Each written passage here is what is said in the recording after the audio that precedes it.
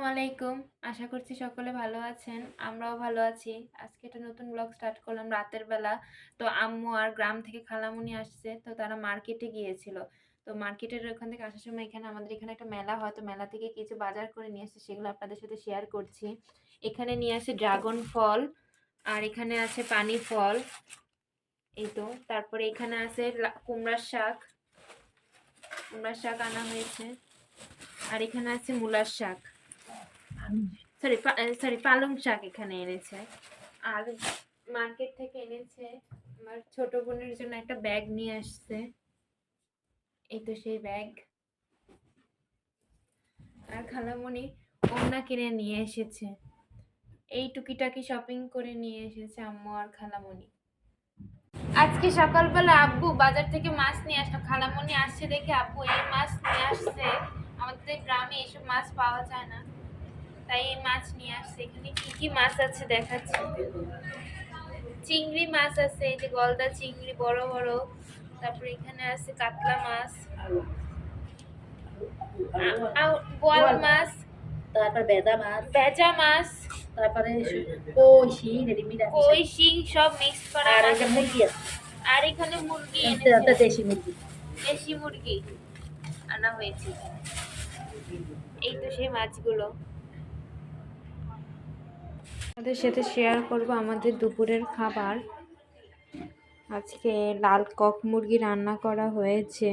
আজকে শুক্রবার, তো ফ্রাইডেতে আমরা সাধারণত মাংসই বেশি খাই, তাই আজকে লাল কক মুরগি রান্না করা হয়েছে। এখানে এখানে রান্না করা হয়েছে মাছ। এখানে সালাদ, যেহেতু মাংসের সাথে খাওয়ার জন্য সালাদ তো লাগবেই, তাই সালাদ এখানে রান্না করে রাখা হয়েছে। এই ছিল আজকে আমাদের দুপুরের খাবার। সন্ধ্যাবেলা আমার আব্বু চিতই পিঠা দিয়ে মাংস খেতে চাইলো, যেহেতু এখন শীতের সময়, তো পিঠা খাওয়ার সবারই একটা ইচ্ছা থাকে। তো আজকে চিতই পিঠা আনা হয়েছিল বাইরে থেকে। তো সেই পিঠাগুলো মাংস দিয়ে আব্বু খেতে চাইলো, যেহেতু দুপুরে মাংস রান্না করা হয়েছে।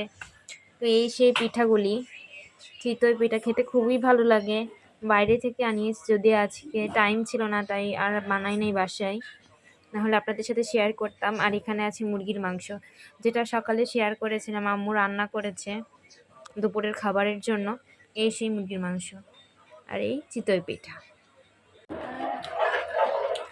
আজকে সন্ধ্যায় এই যে শীতল পিঠা পাকাইতেছি, আমার মাকে দেশে শীতল পিঠা দিব, তাই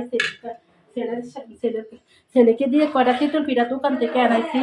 আর অরিজিনাল দেশি গুড়, খেজুরের, নারকেল, দুধ দিয়ে এই যে শীতল পিঠাগুলো ভিজাবো, তাই দুধগুলো আগে লাল করে দিতেছি। মিষ্টি ছিল।